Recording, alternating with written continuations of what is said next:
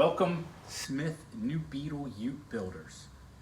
Finally am getting together this video on the technique that I've been using to put on the quarter panels, which is a little bit different than how it's designed. I have shared this idea with Mark, and he has actually built a car this way, and he likes this technique also. So it's Smyth approved. I hope I could say that, Mark. I find that it makes your body work a whole lot easier, and it saves you a lot of aggravation. So let's get into exactly what we're gonna do, and then we'll talk about the finer points of it and some of the differences, the pros and cons of it. Instead of cutting off all the skin here at the door, behind the door, we're gonna leave what I use is 4 inches of skin there. Then I trim down the quarter panel so it slides underneath the skin. So instead of working an inside corner body work and trying to make that jam look nice, it's a flat seam that we're working. And that is so much easier to body work. Now, a disadvantage of this though is that while the body work is a whole lot easier, now it's more critical because you see it when the door is closed, right? If you muck up that seam in the door jamb a little bit, it's not that big a deal because 99% of the time you're looking at it, you don't even see it, right? But by putting this seam here, it's now more critical that you get it nicely. This will be basically the same technique as what you use on the roof line for the rear window surround.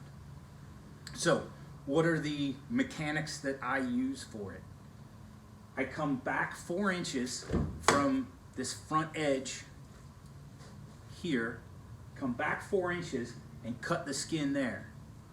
And then I come up 2 inches at the bottom here instead of the normal 1-inch tab you leave there.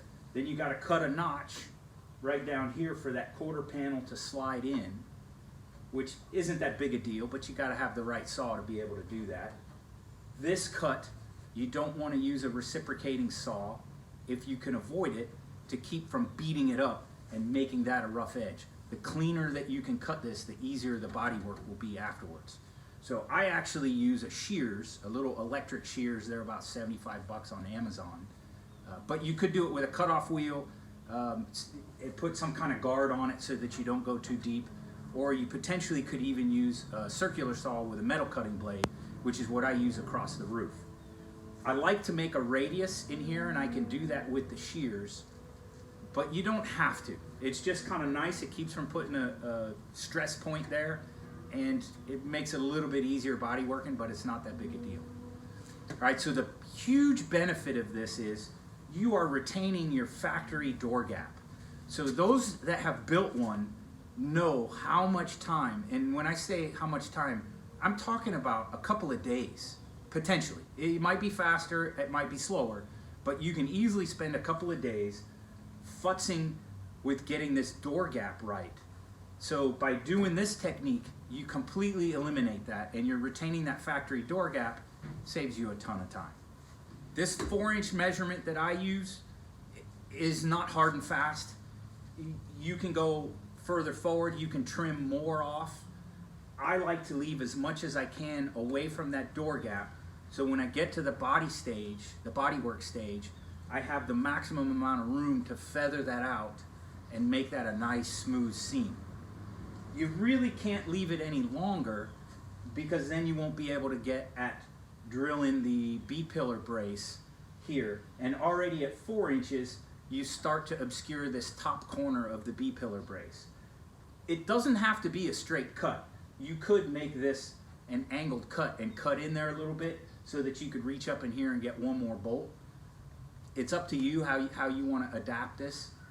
But I find that 4 inches is pretty good. And remember, you can always cut more off, right? So if you cut it a little bit long, you can always come back and cut more off. So when you're starting, go a little bit long. You can leave longer down here too, which gets you further away. This is another seam, this inside corner, that if you do it the traditional way, you run into doing an inside corner that can be kind of a pain in the butt. I'm not that good at body work, guys, so the more I can eliminate of tough body work, the better for me, because I'm slow at it.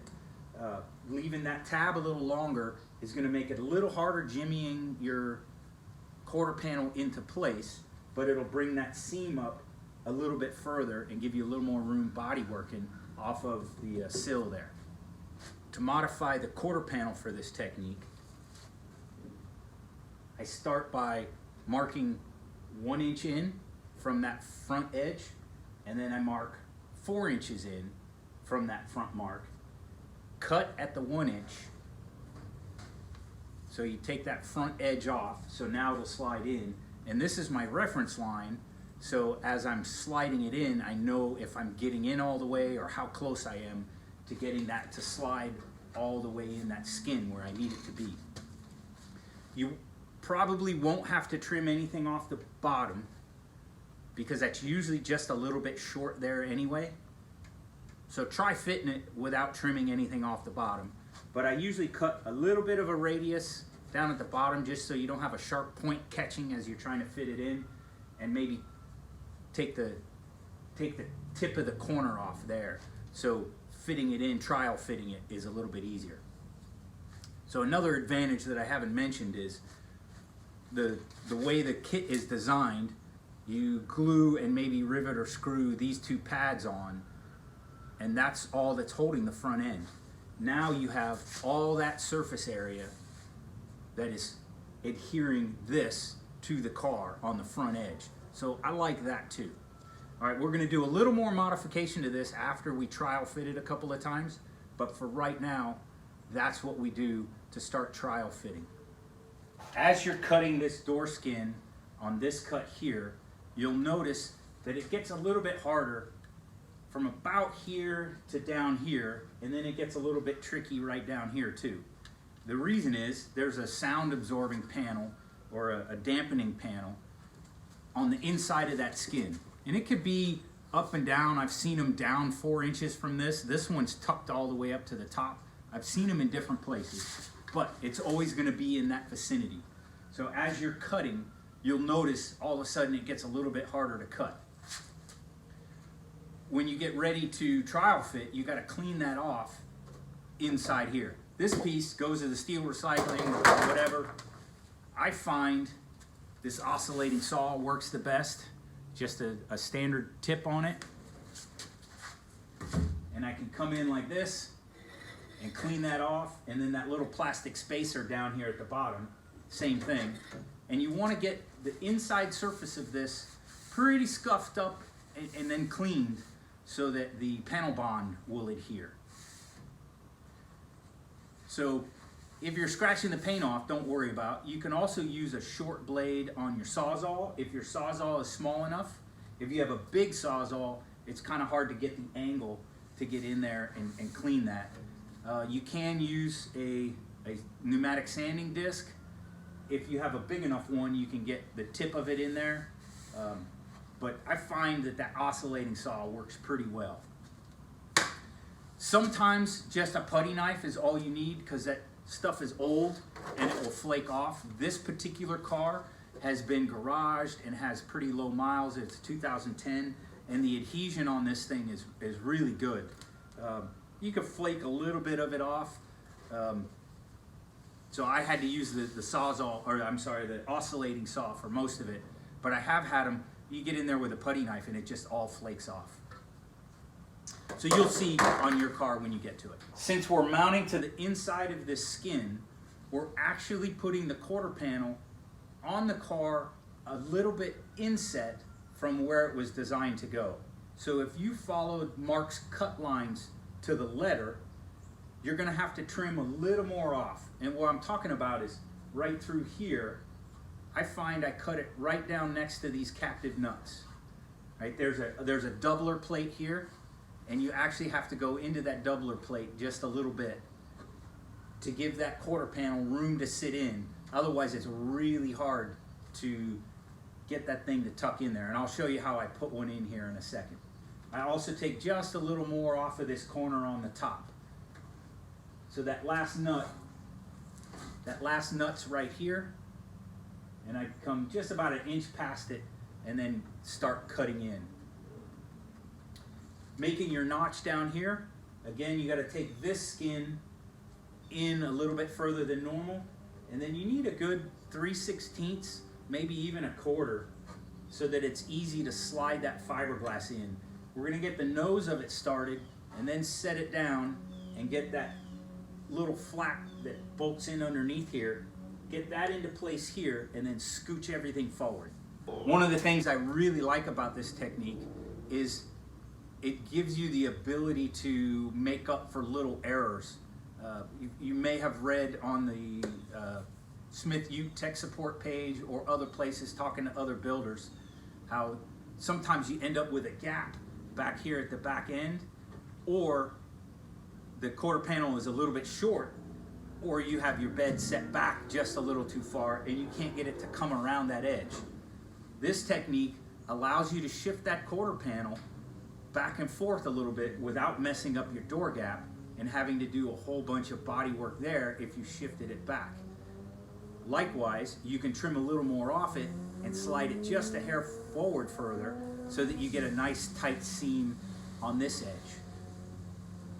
I can't stress enough how much easier it is not having to fight that door gap.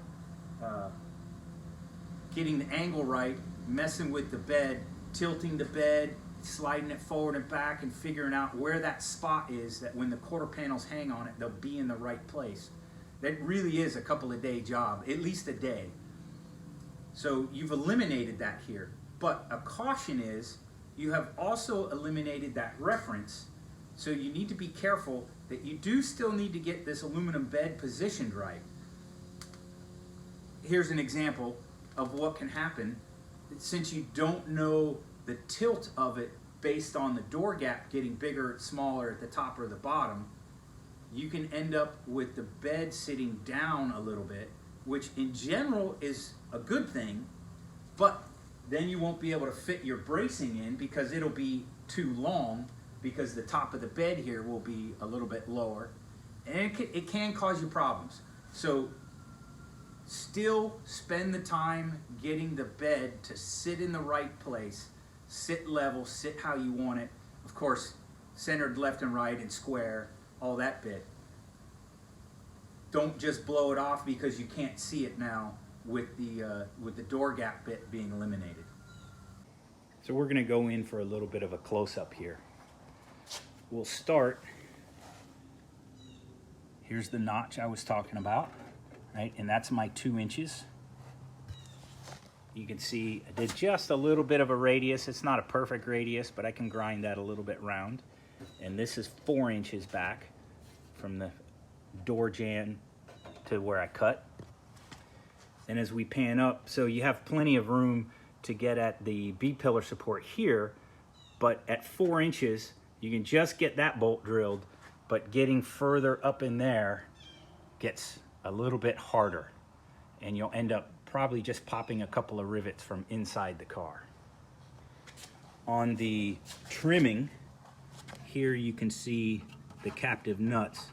So I go just outside those captive nuts, come past that top one just an inch or so, and then turn in and take the corner of that doubler off right there.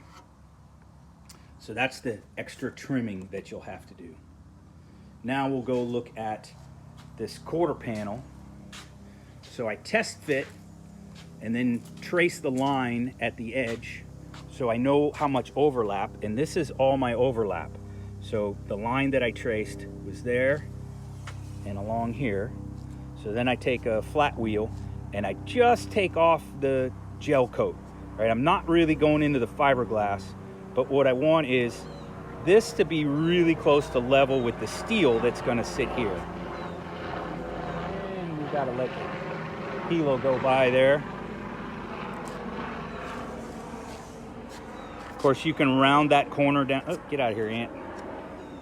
You can round that corner down, round that a little bit. That makes fitting it easier. The hardest part is probably sanding up here, this little corner here, but It's not super critical, but the closer you get it, the easier your body work is. So I mean, ideally it would be 1/8 of an inch, the same thickness as the steel. But if you've got a 1/16 there, you'll be able to body work that into a nice smooth seam. So the 4-inch mark, again, it kind of centers it here and gives me room to round it and make this nice smooth. And then before I get to the edge of the door. So I've kind of centered that seam. Okay, obviously I have some other body work to do on that quarter before we're ready to really put it on. So now I'm going to bring that quarter panel in and show you my technique for sliding it in, dropping it down, and what to watch for. Let's put a quarter panel on.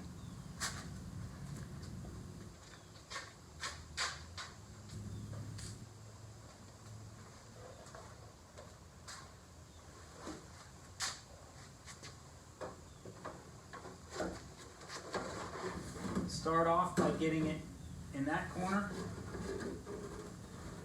and then work that corner. Now, watch out for underneath. You have to pull this down a little bit.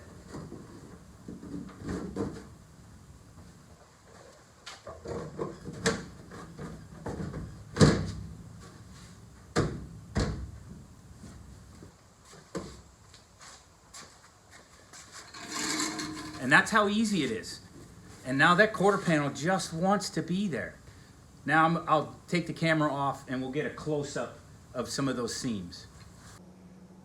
So looking at the back here by the tailgate, sometimes you run into problems with this gap, but with this technique, you can just shave a little more off or let this quarter panel sit a little bit back to get this gap nice and snug, or to eliminate any gap.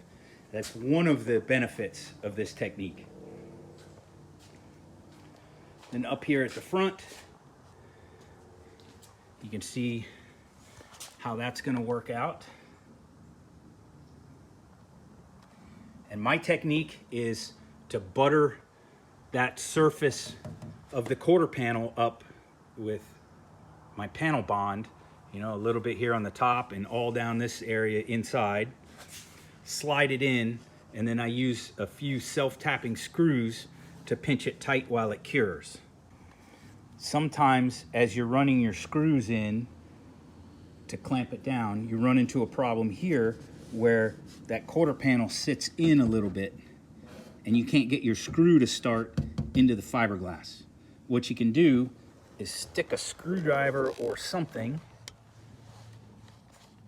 in behind the seat belt through that hole and then push on it while you try to start your screw. So I don't know if you could see that gap close up when I'm pushing on it with a screwdriver. That can save you some heartache.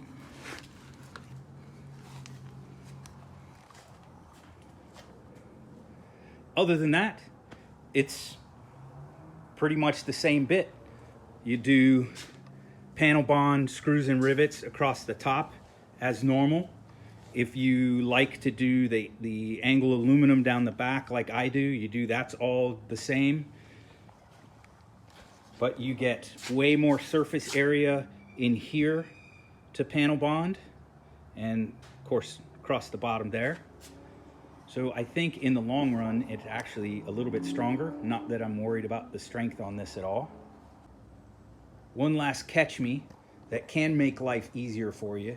If you're having trouble getting that bottom edge to go underneath the sill, if you remove that bracket while you're fitting, you can remove this bracket with two 10mm nuts. There's one here and then one just out of view there. That gives you a little more room to play with here, especially if you have a wheel on it still. I have the wheel off, so I have all kinds of room to play with. But if you're putting it together with the wheel on, it may be tough to get this underneath that sill, and taking that bracket off may help you. If we look at the other side here, you can see that I took that bracket off and I actually just bumped this up just a hair with a hammer. It had a little bit of a point sticking down that was making the fiberglass hard hard to slide over that. Sometimes that'll catch you. So that's my technique that I use now. This is the third car I've done this on. I wanted to do it on a couple of cars and make sure it really worked before I started sharing it with anybody. But I'm confident now that it's a whole lot easier. There are pros and cons, so it's not perfect for everybody. Pros, obviously, you save that factory door gap and save all that time fighting with that door gap. It allows for some minor errors. You can shift that quarter panel around a little bit now because you're not anchored to that door gap. So if the bed is too long or too short, you can shift that quarter panel back and forth just a little bit. And I'm talking about like 1/4 of an inch or less. I'm not talking large amounts. It makes the body work is much easier. This seam down here, instead of being an inside corner, is a flat seam. This is a flat seam instead of being the inside corner in the door jamb. It gives you a little room to lower or raise the bed, but again, remember, if you move that too much, everything else is going to be off and your brackets won't fit, your drill points will be different, so be careful. Again, I'm talking about, you know, maybe a 1/2 inch, nothing major. But it does give you that ability to move the bed around a little bit, and it can save you painting the door jamb. So by moving this seam out of the door jamb, now you don't have to paint in the door jamb.